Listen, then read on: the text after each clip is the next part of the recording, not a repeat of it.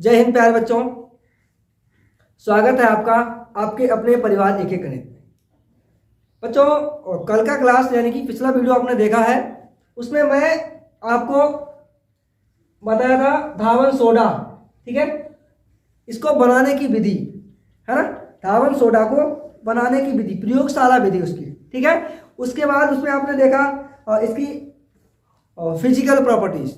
ठीक है, भौतिक गुण इसके देखे आपने धावन सोडा के बच्चों। ठीक है, वॉशिंग सोडा जो आपका होता है उसका आपने देखा फिजिकल प्रॉपर्टीज बच्चों। अब मैं इस वीडियो में आपको बताने वाला हूं इसके धावन सोडा जो है उसके रासायनिक गुण, chemical properties of washing soda. ठीक है, धावन सोडा के रासायनिक गुण। तो बच्चों पहला इसका नंबर है आपका नंबर 1, यदि ऊष्मा का प्रभाव इसमें हो तब क्या होता है ना। तो बच्चों क्या है, जो सोडियम कार्बोनेट है उसको शुष्क हवा में छोड़ देने पर, खुला छोड़ देने पर क्या होता है, हल्का गर्म या हल्का गर्म करने पर जल अधिकांश भाग जो है वो चला जाता है। ठीक है, इसका आपको फार्मूला पता ही है, Na2CO3 इंटू 10H2। ठीक है, इंटू 10H2। 10 क्रिस्टलीय जल के अणु होते हैं इसमें, है ना, होते हैं। तो यहाँ पे आपको क्या करना है, ये क्या बताता है, पहला प्रॉपर्टी इसका क्या है, chemical properties. First chemical properties, पहला रासायनिक गुण इसका ये है बच्चों, ऊष्मा का प्रभाव। इस पे ऊष्मा का कैसा प्रभाव रहता है, तो वो ये है बच्चों कि क्रिस्टलीय सोडियम कार्बोनेट को शुष्क हवा में छोड़ देने पर, खुला छोड़ देने पर, शुष्क हवा में इसको खुला छोड़ देते हैं आप यदि, तो या फिर इसको हल्का गर्म करते हैं। ठीक है, गर्म करने पर, गर्म करने की बात करें बच्चों, ठीक है, तो जल का अधिकांश भाग वायुमंडल में चला जाता है, यानी कि जो जल का ज्यादा से ज्यादा भाग है वो वायुमंडल में वाष्प बन के उड़ जाता है, निकल जाता है यहां से बच्चों। समझ में आ गया पूरा। ठीक है, तो इसका एक रिएक्शन देखिए, पहला एग्जांपल भी मैंने आपको इसके लिए दे रखा है, Na2CO3। ठीक है, धावन सोडा यानी कि वॉशिंग सोडा जो है उसको ये होता है ना पूरा।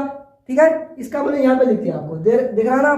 ठीक है, इसका ये लिख लिया है, तो ये पूरा क्या है, धावन सोडा ही तो है आपका। तो इसको क्या करा, शुष्क हवा में यहाँ पे खुला छोड़ दिया। ठीक है, इसका रिएक्शन करिए जरा।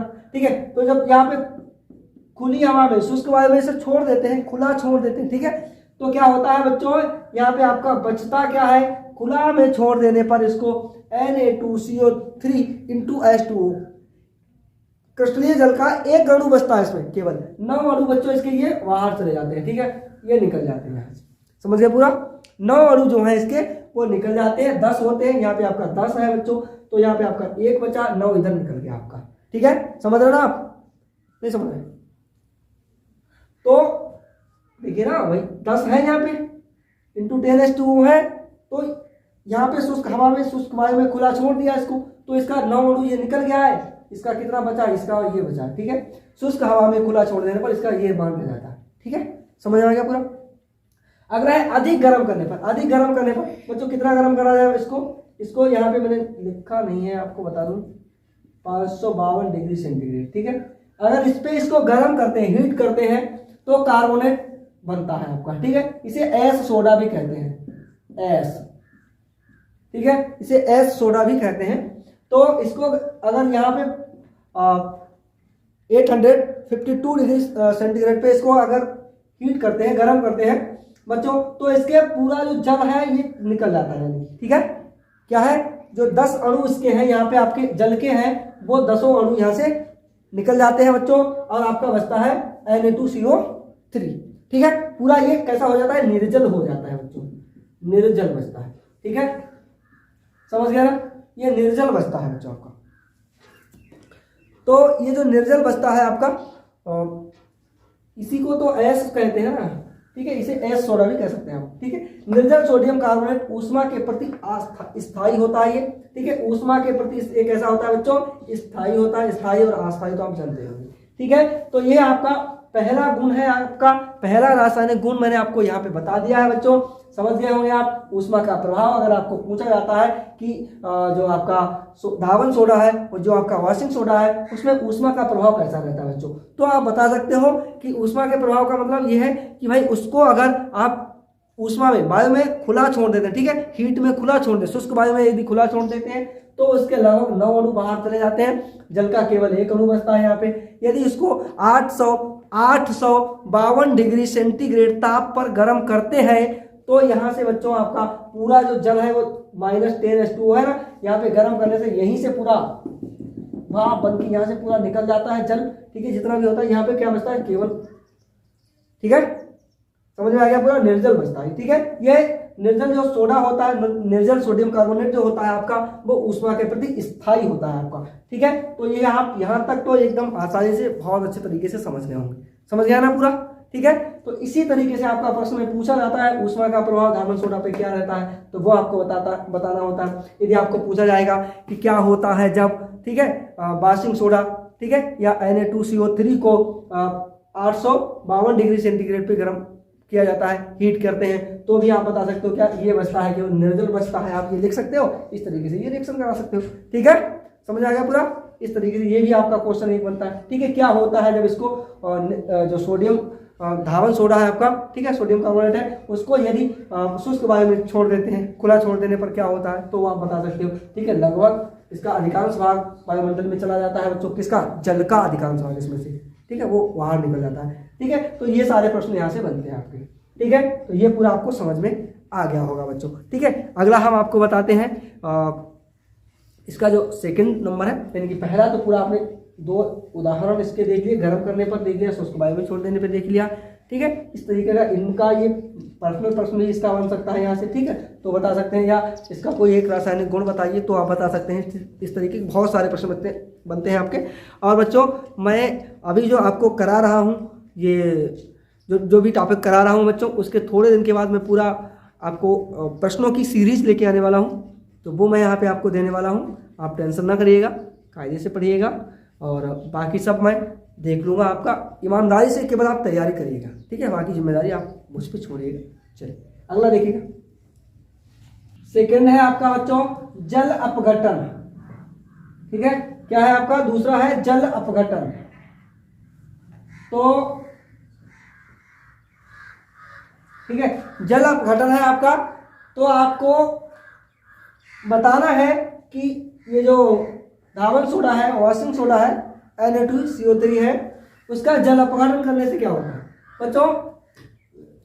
जल अपघटन के कारण, जल अपघटन होता है ना, इसके कारण ये इसका विलयन जो है वो क्षारीय प्रकृति का होता है, ठीक है। इसी के कारण इसका जो विलयन है वो कैसा होता है, क्षारीय प्रकृति का होता है।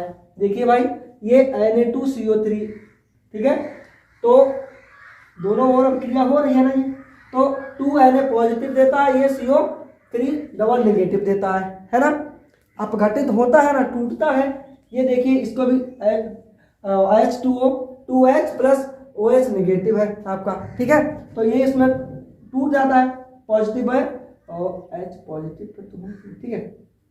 इस तरीके से ये आपका टूट जाता है ना बच्चों, ठीक है। और 2Na प्लस 2H2OH सॉरी, तो इसका ये, ठीक है, इससे क्या बनता है, ये जो बनता है ना आपका 2NaOH होता है। अब इधर को आप इस साइड को देखेंगे तो आपको लग रहा है कि ये इधर टूटा हुआ है ना, इसका क्या है, इसको क्रिया करने पे ये पूरा सोडियम ऑक्साइड, ठीक है, 2NaOH हो जाता है आपका। इसी तरीके से ये 2HCO3 डबल नेगेटिव, तो ये वाला है पूरा, ये इधर टूट जाता है, इधर देखो तो ये जुड़ता है इधर, ठीक है। तो इसका अपघटन होता है, आप ये समझिएगा सीधे सीधे, ठीक है। अपघटित होता है ये, ठीक है। जब इसका अपघटन होता है तो इसका जल अपघटन होता है, इसी कारण, इसी प्रकृति के कारण इसका जो विलयन है वो प्रबल क्षार होता है बच्चों। देख रहे हो ना, प्रबल क्षारीय है, ठीक है, प्रबल क्षारीय है। सोडियम हाइड्रोक्साइड आपका प्रबल क्षारीय है बच्चों, ठीक है। कार्बोनिक अम्ल ये आपका, ठीक है, इसका भी जो है प्रकृति कैसी है, क्षारीय है आपका, ठीक है। ये दुर्बल क्षार है आपका, ये आपका प्रबल क्षार है। ठीक है। तो ये सेकंड नंबर आपका ये हो जाता है रासायनिक गुण। आपसे पूछा जाता है जल अपघटन होता है तो क्या होता है बच्चों, तो ये पूरा टूट जाता है, ठीक है, अपघटित हो जाता है अणु, इधर ये टूटते हैं, ठीक। इस तरीके से आप इसका भी उदाहरण दे सकते हैं, ठीक है। अगला देखिएगा आपका 3 नंबर बच्चों, आपका अगला है तीसरा नंबर। और आप देखेंगे कार्बन डाइऑक्साइड के साथ अभिक्रिया, जब इसकी कार्बन डाइऑक्साइड के साथ अभिक्रिया कराई जाती है बच्चों तो क्या मिलता है आपको, ठीक है। तो इसके जलीय विलयन में, ठीक है, सोडियम कार्बोनेट का, ठीक है, सोडियम कार्बोनेट यानी कि धावन सोडा, वॉशिंग सोडा, इसी को तो हम पढ़ रहे हैं। तो सोडियम कार्बोनेट के जलीय विलयन में कार्बन डाइऑक्साइड अधिकता में प्रवाहित करने पर, ज्यादा मात्रा में प्रवाहित करने पर सोडियम बाइकार्बोनेट बनता है आपका, ठीक है। क्या बनता है, सोडियम बाइकार्बोनेट बनता है बच्चों, ठीक है। तो भाई देखिएगा सोडियम कार्बोनेट की और इसमें जल प्लस H2O यानी कि अधिक मात्रा में कार्बन डाइऑक्साइड गैस को प्रवाहित करा है तो क्या होता है 2NaHCO3, 1 2 3 3 6, ठीक है, 2 3 6 हो गया आपका, सही है ना। देखिए गिनिएगा जरा, 2 3 और 3 ये 6 हो गया वो, तो 2 3 6 वो ये हो गया। Na2 है तो 2Na लिखा है तो 2Na हो गया। H2 है आपका, ठीक है, तो 2H लिखा है, ठीक है, C1 है O3 है, ठीक, आ गया पूरा इस तरीके से। अगला है आपका तो इस तरीके से इसकी हो जाती है बच्चों, इसे भी आप बता सकते हो। 4 नंबर है अम्लों से क्रिया, जब सोडियम कार्बोनेट की अभिक्रिया अम्लों के साथ कराई जाती है तो क्या होता है। देखिए इसमें एक क्षारीय गुण है, ठीक है, इसमें ये क्षारीय है तो क्षार होने के कारण इसमें अम्ल के साथ इसकी अभिक्रिया कराते हैं तो उनके संगत लवण बनाता है। क्या बनता है, लवण। ये क्रिया 2 पदों में 2 चरणों में पूर्ण होती है, ठीक है। पहला चरण आप देखिएगा इसका Na2CO3 का, तो Na2CO3 को Ca का होल OH का होल ट्वाइस, ठीक है, इसके साथ अभिक्रिया कराई जाती है तो आपका क्या बनता है NaHCO3 आपका बनता है प्लस NaCl, ठीक है, ये लवण बनता है एक आपका NaCl लवण ही तो ना, ये बनता है इधर। तो इसके साथ जब दूसरा इसका अभिक्रिया कराई जाती है, ठीक है, इसकी इधर अभिक्रिया, इसी को इधर लाया जाता है ना, इसकी ये अभिक्रिया हुई है आपकी, यही तो है पूरा यहाँ पे, ठीक है। जब इसकी अभिक्रिया कराई जाती है तो NaCl plus H2O plus carbon dioxide gas निकलती है यहाँ से, ठीक है। क्या बनता है आपका, ये लवण बन जाता है ना आपका, ठीक है, ये जल प्लस कार्बन डाइऑक्साइड गैस निकल जाती है बाहर, ठीक है। तो क्या यहाँ तक आप समझ गए होंगे, ठीक है। इसके संगत लवण बनता है तो भाई ये लवण आपका हो गया, NaCl हो गया, नमक है ना, तो ये आपका बनता है प्लस H2O और कार्बन डाइऑक्साइड गैस बाहर निकल जाती है बच्चों, ठीक है। तो यहाँ तक आप समझ गए होंगे बच्चों, ठीक है। पूरा इस तरीके से यदि आपको पूछा जाता है धावन सोडा के रासायनिक गुण बताइए तो आप पूरा समझ गए हैं इसे, ठीक है। इसके बाद आप इसके यूज भी देख लीजिएगा बच्चों, ठीक है, यूज क्या होते हैं, इसके प्रयोग क्या होते हैं। तो प्रयोग बच्चों ये देखिए कठोर जल में क्या होता है, ये कठोर जल को मृदु बनाने में, ठीक है, हल्का करने में प्रयोग किया जाता है इसको। पहला गुण ये होता है बच्चों। दूसरा ये होता है प्रयोगशाला में अभिकर्मक के रूप में इसको प्रयोग कर सकते हैं आप, ठीक है। अगला होता है कांच साबुन बनाने में, ठीक है, क्या बनाने में, कांच तथा साबुन बनाने के में आता है, ठीक है, बनाने के प्रयोग में आता है ये, ठीक है। धावन सोडा सूती कपड़े साफ करने में प्रयोग किया जाता है, ठीक है। इस केस में सोडा होता है ना, साबुन होता है ना, तो ये सूती वस्त्र जो है आपके उनको क्लीन साफ करने के काम में आता है ये आपका, ठीक है। पेंट बनाने के काम में आता है ये आपका, किसके, पेंट बनाने के काम में आता है बच्चों। ये धातुओं को निष्कर्षण के काम में आता है, धातुओं को निकाला जाता है, ठीक है, तो उसके काम में ये आता है आपका।